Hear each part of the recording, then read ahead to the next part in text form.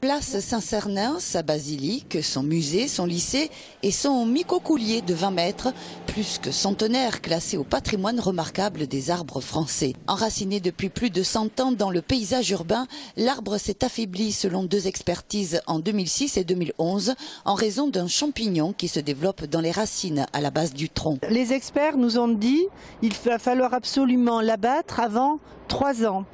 On l'a laissé survivre pendant les 3 ans en s'y intéressant de près, c'est-à-dire qu'on réduisait les branches pour qu'il n'y ait pas d'emprise du vent et que l'arbre ne puisse pas basculer.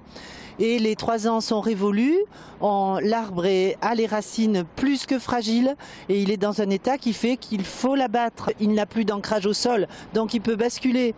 Et là est le risque pour les enfants, pour les familles, pour tous ceux qui viennent dans ce jardin. Même justifier la mort d'un arbre aussi emblématique ne laisse pas indifférents les salariés du musée Saint-Raymond, les habitants du quartier, voire même de l'agglomération, comme ce couple de Ramonvillois venus spécialement pour le micocoulier. Pour 2 raisons. D'abord, voir comment était cet arbre.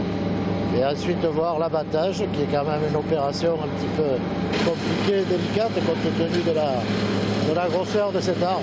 Ça va faire 18 ans que je travaille là et donc ça fait bizarre. Cet arbre vous a toujours accompagné en fait. Ah ben oui, c'est sûr. Bon, ouais, il est majestueux, souvenir. Bon, c'était pour l'ombre pour le musée, pour la petite cour qu'on a à l'intérieur. Les gens apprécient beaucoup son ombre. C'est de la peine quoi.